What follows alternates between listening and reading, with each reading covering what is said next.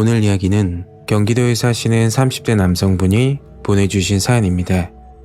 과연 어떤 사연일지 이야기로 만나보겠습니다.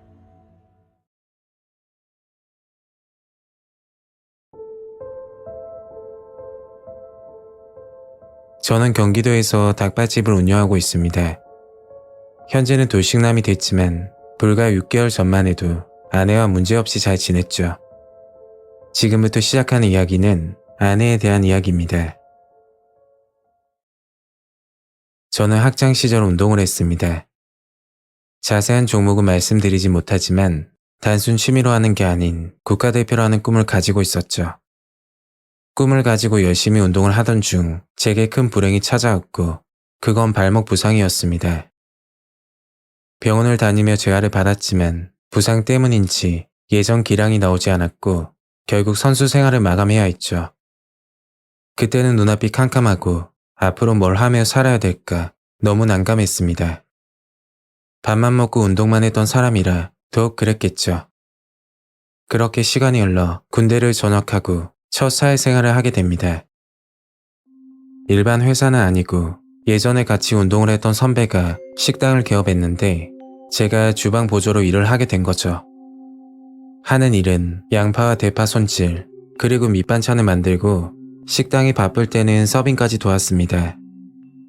일은 힘들었지만 운동 말고 아무것도 몰랐던 제가 다른 일을 하면서 돈을 번다는 이유 하나로 만족했죠. 그리고 어느 날 여성 손님 3명이 식당으로 찾아옵니다. 한참 바쁠 시간대라 저는 서빙을 도와주고 있었고 여성 손님들을 테이블로 안내했죠. 정신없이 일을 하다 보니 시간은 금방 지나갔고 점점 손님이 빠져나가기 시작했어요. 겨우 한숨 돌리며 쉬고 있는데 같이 일하던 알바 동생이 저를 부르는 겁니다. 형, 이거 아까 여자 손님이 건네달래. 알바 동생이 준 건 종이 쪽지였는데 저는 그 자리에서 읽어봤죠. 쪽지에는 이름과 연락처, 차 한잔하고 싶다는 문구가 적혀 있었어요. 어떤 분인지 궁금하기도 해서 연락을 드렸고 그 여성분과 약속을 잡게 됐죠. 첫 만남이라 가볍게 점심을 먹었는데 솔직히 말씀드리자면 제가 원하던 여성상은 아니었어요. 하지만 대화를 주고받다 보니 이상하게 매력이 느껴지더라고요. 그 만남을 이후로 2-3번 더 만나게 됐고 제가 먼저 고백을 하고 정식으로 만나게 됩니다. 여자분 직업은 간호사였고 저도 운동할 때 병원을 자주 갔던 터라 대화 코드도 잘 맞았던 것 같아요. 그렇게 5년을 만나고 알아가면서 젊은 나이지만 20대 후반에 결혼을 하게 됐죠. 그 당시 모아둔 돈은 크게 없었지만 아내와 저는 큰 꿈을 가지고 시작했던 것 같습니다. 신혼집은 조그만 원룸에서 시작했고 가진 건 없지만 정말 행복했죠. 저는 선배 가게에서 일을 하며 저축했던 돈과 선배가 고맙다며 퇴직금 명목으로 받은 돈을 가지고 경기도 수원에서 닭발집을 시작하게 됩니다. 그때가 정확히 30살이었죠. 맛도 맛이겠지만 운도 따랐던 건지 개업하자마자 반응이 정말 좋았습니다. 장사가 잘 되고 이손이 부족하자 아내는 직장을 그만두고 저와 같이 가게를 운영하게 됐죠. 장사한 지 3년 만에 집을 마련할 수 있었고 너무 좋아서 잠도 이루지 못했습니다. 그때까지는 좋은 일만 있을 거라 생각했고 지금 생각해보면 그 집을 샀던 제가 너무 바보 같습니다. 기분 좋게 이사를 끝마치고 한 달이 지났을 무렵 가게 쉬는 날 저희 집에 누가 찾아왔는데 알고 보니 아파트 주민 대표라고 하는 겁니다. 이런 일은 아내와 대화를 하는 게 맞다고 생각해서 아내를 불렀고 저는 거실에서 TV를 보고 있었죠. 아내는 이야기를 끝내고 저에게 와서 이 아파트는 한 달에 한 번 반상회를 하는데 불참하면 벌금이 있다고 하더라고요. 아파트 거주는 처음이라 다들 그렇게 하는지 알고 있었고 별 대수롭지 않게 넘겼죠. 저희 부부가 장사를 하는지라 바쁜 나머지 반상회 참석이 힘들었고 벌금보다 아파트 대표 아주머니께서 눈치를 주더군요. 이사 오고 나서 한 번도 참석하지 않았던 터라 저희도 양심이 찔리기는 했죠. 결국 시간을 내서 아내가 반상회를 다녀온 적이 있었는데 그날부터 아내는 점점 변하기 시작했습니다.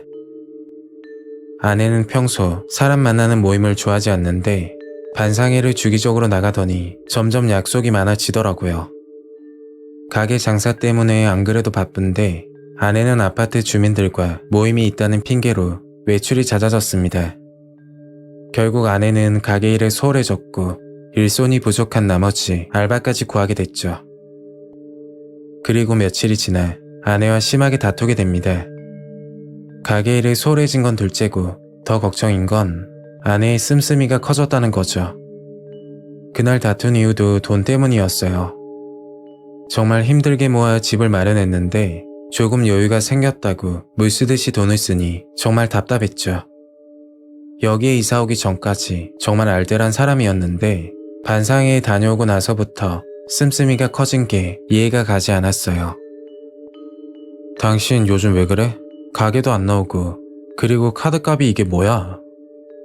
아내는 아무 대답도 하지 않고 방으로 들어갔고 너무 답답한 나머지 대표 아주머니를 찾아갔죠. 저 405호에서 왔는데요. 저는 아주머니에게 무슨 모임이길래 아내를 자꾸 부르냐고 따지듯이 물으니까 아주머니는 황당한 말을 하시더라고요. 아내가 좋아서 참석하는 거고 본인은 강요한 적이 없다는 겁니다. 결국 본전도 못 찾고 집으로 들어왔고 아내의 이상한 행동은 점점 심해졌죠. 저도 아내에게 실망을 많이 했던 상태고 제 몸 챙기기도 힘들어서 거의 반 포기하며 지내던 중이었습니다. 저는 주방에서 일을 하다 보면 액세서리를 하지 못하기 때문에 결혼 반지를 집에 두고 다니는 편입니다. 그날은 친구와 약속이 있어 옷을 입고 시계를 차던 중 반지 생각이 났고 서랍장을 뒤져봤더니 반지가 보이지 않더라고요. 아내에게 물었지만 모른다는 대답뿐이었고 결국 반지는 찾지 못했어요. 어쩔 수 없이 그냥 외출하게 됐고 친구를 만나고 집으로 향하던 중이었죠. 아파트 지상 주차장에 주차를 하고 있었는데 주차하고 나서 앞을 보니까 아내가 2명의 여자에게 둘러싸여 있더군요. 그때 갑자기 무릎을 꿇더니 서 있는 여자들에게 빌기 시작하는 겁니다. 그걸 보고 아내가 있는 곳으로 얼른 뛰어갔고 그 여자들은 저를 보고 황급히 도망갔죠. 저는 아내에게 어떻게 된 거냐며 물었습니다. 그러니까 벙어리가 된 듯 대답을 하지 않았어요. 당신 계속 이럴 거야? 내가 저 여자들 찾아가서 물어볼까? 그제서야 아내는 조심스럽게 입을 열었는데 그 이야기를 듣고 정말 충격을 받았습니다. 아까 도망갔던 여자들은 아내의 고등학교 동창인데 우연히 같은 아파트 주민으로 만났다고 했죠. 그런데 아내가 학창 시절 같은 반 친구 한 명을 유독 괴롭히고 다녔다고 합니다.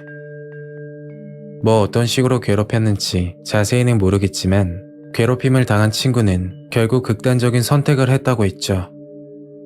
그 사건이 있고 나서 아내는 전학을 갔고 아무 일도 없는 것처럼 지내다 우연히 같은 아파트 주민으로 동창을 만나게 된 겁니다.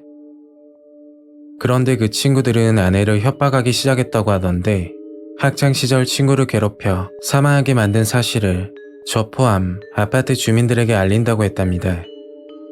힘들게 돈을 모아 이사 왔는데 다른 곳으로 당장 갈 수도 없었고 저에게 말하는 건 더욱 힘들었다고 하더군요. 아내는 그 친구들에게 돈을 주며 비밀로 해달라 부탁했지만 점점 액수가 커졌고 돈이 떨어지자 결국 제 반지까지 팔았다고 했죠. 이야기를 듣고 나서 한동안 아무 말도 할 수가 없었습니다. 아내의 친구들은 협박 및 금품갈취로 고소했고 과거 일이니까 눈 한 번 감고 그냥 넘어가려는 생각도 잠깐 해봤는데 아내를 볼 때마다 섬뜩한 생각이 들고 2세 계획까지 생각하니 도저히 안 되겠더군요.